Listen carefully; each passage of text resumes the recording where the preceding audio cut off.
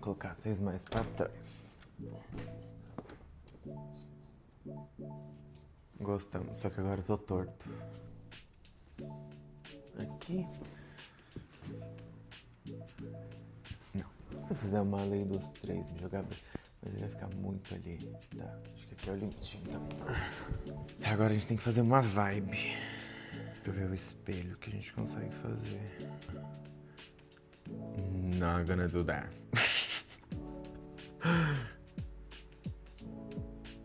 Nossa, eu amo azul, mas assim, a little bit too much. Roxo. Não, eu acho que cor fica muito gamer, né? Deixa eu ver como ficou amarelo. Amarelo dá uma vibe. Caraca, eu não tô gostando daquele quadro lá atrás, mas eu vou trocar o quadro? Vou tão longe assim? Não precisa, né? É isso, vamos lá. A coisa engraçada do meu trabalho é que às vezes algumas pessoas vão vir me perguntar coisas que pra mim são muito óbvias, né? Porque eu cresci nesse mundo digital e eu sou muito cronicamente online. Então, o letramento digital, né, de saber se comunicar na internet, coisas muito simples, pra mim são quase como estão no meu DNA já. E aí, né, esses dias uma amiga minha veio pedir ajuda com uma legenda de foto. Falou, que legenda eu coloco nessa foto? E aí eu pensei, tipo, nossa, realmente, uma legenda é uma coisa muito interessante. Porque, por um lado, no mundo das blogueiras, a legenda é um saco, gente, né? Mas quando a gente olha ali pra aquele momento de você realmente postar uma foto que eu vou colocar de legenda, é uma ótima forma da gente pensar em como as pessoas se comunicam na internet. E aí, pensando nisso, me veio na cabeça, caraca, às vezes escrever uma legenda é um mero acontecimento da comunicação atual, sabe? A gente tá fazendo as pinturas rupestres das paredes do futuro. Não é só uma legenda.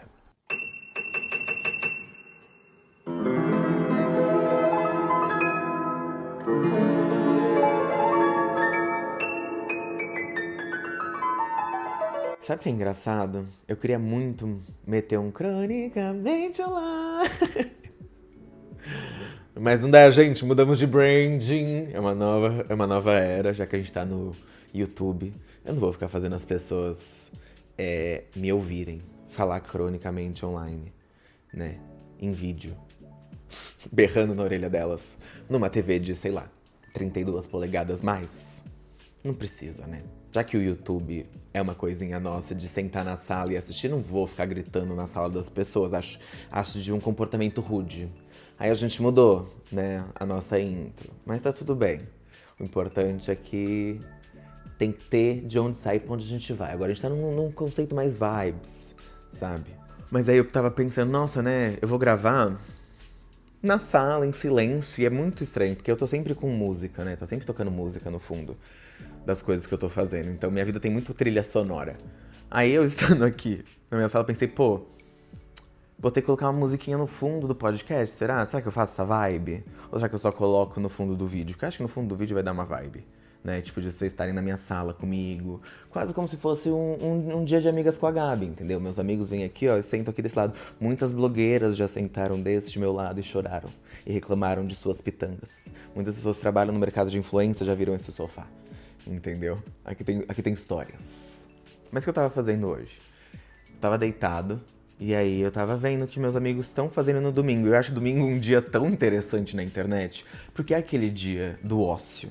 É o dia que a gente vai, sei lá, ter que dar uma desacelerada, ter que pensar em alguma coisa fora da realidade materialista. A gente precisa nem que seja assistir uma sériezinha, sabe? Fazer alguma coisinha sem o medo do amanhã. E aí na internet é muito engraçado, porque muitas pessoas às vezes vão sair no domingo, ou então vão pegar o domingo pra atualizar os amigos do que tá acontecendo no Close Friends, né? E aí esse momento de domingo é muito interessante, né, pra você consumir conteúdo. É onde eu sinto que vem os conteúdos mais crus, sabe? Por isso que eu sempre falo para meus clientes, vamos quando a gente for postar no domingo, vamos postar alguma coisa mais família, mais humana, menos capitalismo, sabe? Não vamos fazer unboxing de bolsa de luxo no domingo, cacete, sabe? Não é o dia. Domingo a gente quer esquecer do capitalismo um pouquinho e assistir alguma coisa, se divertir, se conectar ali com alguém, né? Eu tava consumindo alguns conteúdinhos de umas amigas minhas, e aí elas fizeram uns vlogs, né, do que elas estavam fazendo no final de semana. Uma amiga minha fez, tipo, um recap nos stories, postando, tipo, contando a historinha do que aconteceu. Enquanto isso, uma outra amiga minha tava atualizando dos bof dela, dos dates que ela teve ontem e anteontem. E eu acho isso é que eu acho incrível da internet. É basicamente um lugar pra gente se comunicar mesmo. E, obviamente, quem faz muito isso, quem usa muito da internet pra se comunicar, é uma pessoa comunicadora, né? Ela sabe o que ela tá fazendo. E aí isso me fez pensar, né? Como a gente que trabalha com internet e tem essa masterização do se comunicar no digital e falar. A gente sabe o que a gente tá fazendo aqui, sabe? Eu sei sentar na frente de uma câmera e conversar com as pessoas. Parece besteira, mas isso é uma coisa que as pessoas não sabem fazer. As pessoas não conseguem se sentir confortáveis depois ter que editar e fazer todo esse processo. É uma coisa muito complicada pra muita gente, né? É uma crise de percepção. É você se ver não só num espelho, é você se ver num vídeo por longos momentos, falando, se assistindo falando. É uma coisa que mexe com o psicológico, que não é todo mundo que tanca, né? Eu tenho amigos que se eu virar a câmera pra eles, eles encolhem automaticamente, né? Então, tá confortável na frente de uma câmera é um processo, né? Mas, pra gente que já tem isso, a gente acaba acessando a internet de uma outra forma, às vezes, né? E eu tava reparando como meus amigos usam da internet pra fazer umas gracinhas, pra se divertir, né? E como cada um tem quase como se fosse um traço digital, como se fosse um avatar na internet, e esse avatar tem um traço de personalidade. Por exemplo, eu tenho uma amiga que toda vez que acontece uma mínima coisa na vida dela, ela troca a foto de perfil dela do WhatsApp. Eu acho isso icônico. E aí é horrível, porque às vezes eu quero falar com ela e eu não consigo falar com ela, porque ela tá trocando a foto do WhatsApp dela, entendeu? Como ela é uma pessoa pública, o Instagram dela é esse lugar mais público dela. O WhatsApp é onde ela pode fazer o que ela quiser, porque só tem o número dela quem tem o número dela, né? É uma coisa de você ter muito seguidor às vezes. Às vezes você vai ter que ter receio com o que as pessoas vão fazer com o seu número. Porque senão as pessoas vão ficar mandando mesmo coisas e te ligar e tudo mais. É todo um processo. É umas coisinhas, eu falo, né, que às vezes ser influenciador, ser blogueira, trabalhar com digital, são humilhações tão nano que chega a ser ridículo. Mas assim, são coisas que só dá pra sentir sentindo. São coisas muito específicas. É minusculamente humilhante. Mas é humilhante. E aí, ao mesmo tempo, eu tava percebendo, né? Que graça que será que eu faço? Será que tem alguma coisa minha digital? Assim, qual que é quais são as pegadas digital que eu vou deixando por aí? E aí, assim, óbvio, tem as pegadas digitais que são nosso branding, basicamente, né? Então, ontem mesmo, uma menina comentou assim num TikTok meu: Nossa, Gabi, nem te reconheci sem o boné. Eu entrei em crise, porque eu pensei, meu branding não é ser a pessoa de boné. Meu branding é ser loira. Eu sou conhecida por ser loira. Estou gravando isso sem boné. Meu boné tá ali atrás, eu tirei pra gravar. Vocês acreditam? Às vezes a gente tem que ser corroída assim da cabeça pra trabalhar com internet. Sabe, essa é uma das minhas pegadas. Aí eu fiquei pensando, tá, mas qual que é a minha pegada assim, meio criativa, sabe? Onde eu faço só por mim, onde eu não faço pelo engajamento, onde eu só faço pra, sei lá, qualquer coisa. E aí, obviamente, pra mim é foto. Foto no feed é tipo assim, é o momento pra fazer graça. Eu adoro fazer o carrosselzinho com uma historinha, mas uma historinha, amor, que só quem sabe sabe, entendeu? É uma coisa bem, assim, pros íntimos, né? Às vezes a gente vai lá, coloca uma fotinha bonitinha, no final bota um biscoitão. Eu adoro construir carrosséis, gente. Pra mim é tipo arquitetura. É arquitetura digital. Montar um carrossel. Adoro. Ai, foto no rolê, foto com amigo, foto no rolê, foto do rolê. Aí, cheguei em casa, pum, um biscoito. Amo. Entendeu? É eu contando a história no feed do que eu posto nos stories. KKK. Mas tem uma coisa que eu faço, escrever legendas extremamente bregas. Eu adoro escrever legendas extremamente bregas. Pra mim, a legenda tem que ser um tweet. E aí foi isso que me veio na cabeça quando minha amiga perguntou, tipo, o que eu coloco de legenda nessa foto?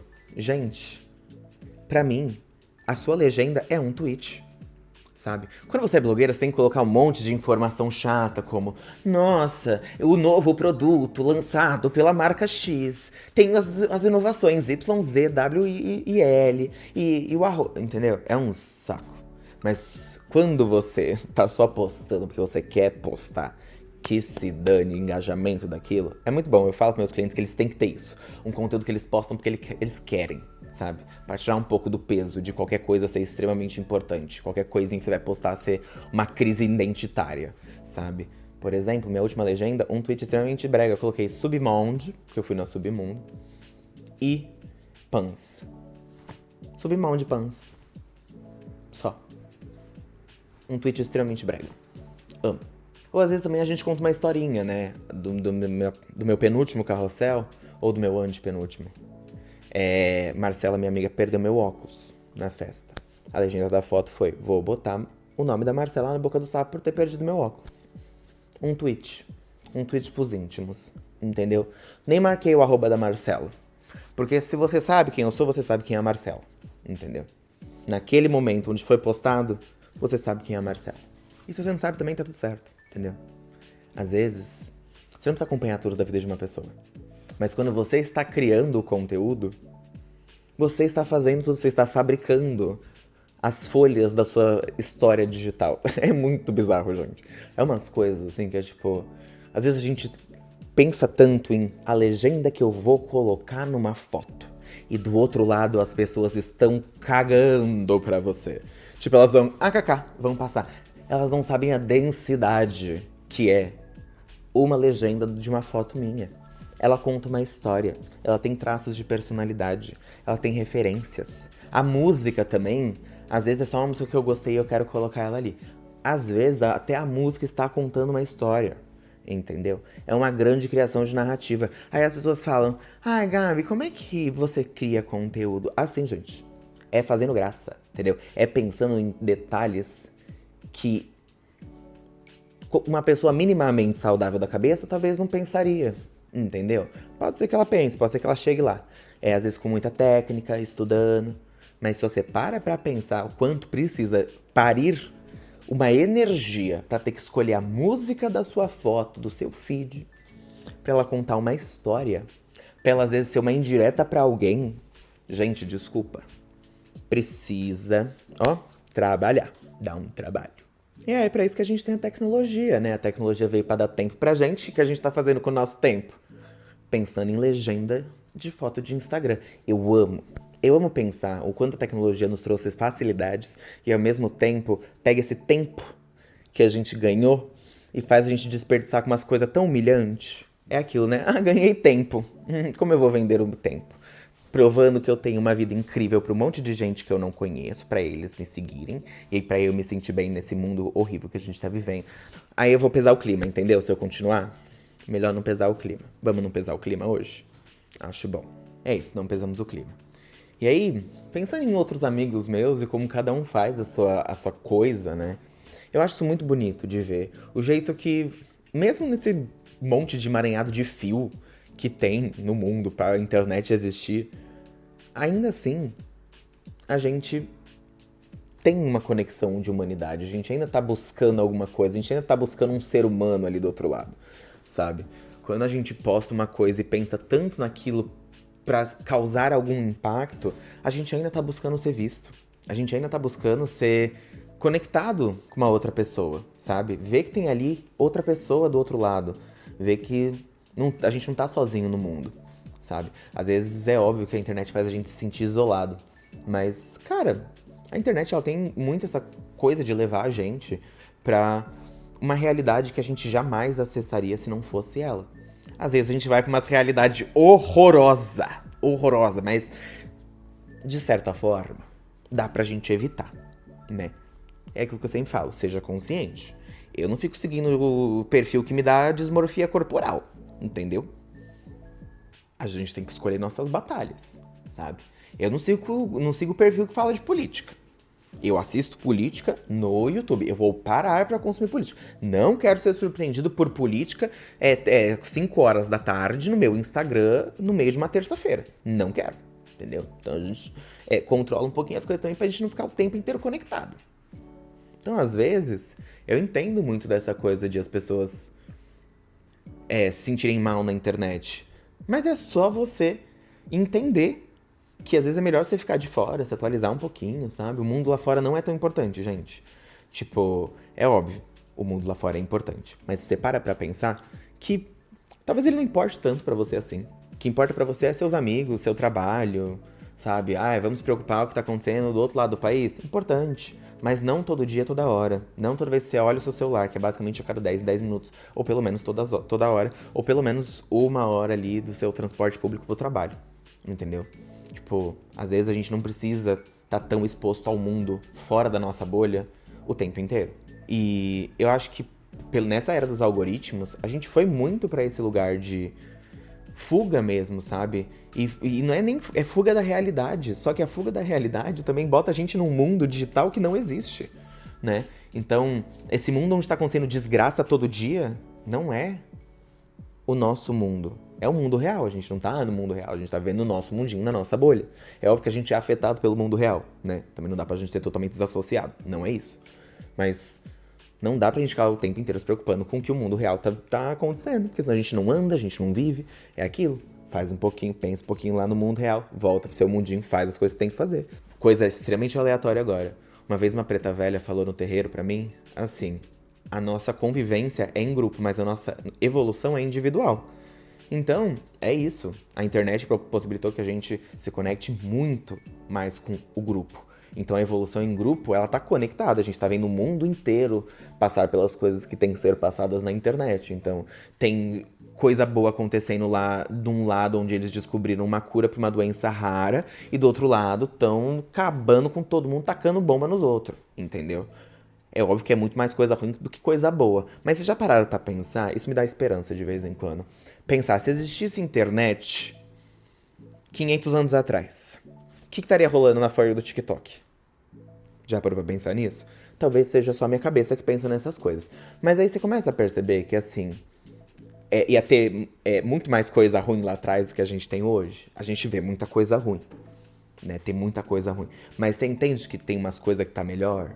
É isso que me dá esperança, porque se eu não tiver nem isso, aí acabou pra mim, entendeu?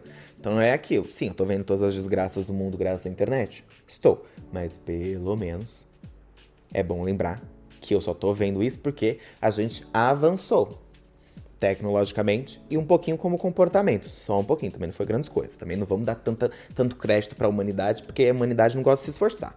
Né? A gente vai lá, alguma coisinha dá certo, a gente já uhul! E abandona tudo, e que se dane e deixa pra próxima geração.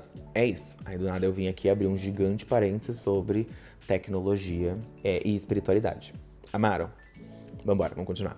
Por mais que a gente vai dar uma afastadinha da espiritualidade e internet, ainda assim, tem a grande questão de criação de conteúdo como arte. Eu vou defender esse conceito nas trincheiras, tá bom? Eu sei que é besta, eu sei que não é uma arte refinada igual uma... Eu entendo, gente, tá? Eu entendo as visões e tudo mais. Mas, de novo, se você for consumir um conteúdo muito bom como uma construção de narrativa, é incrível, tá? É uma criação, é um mini-filme.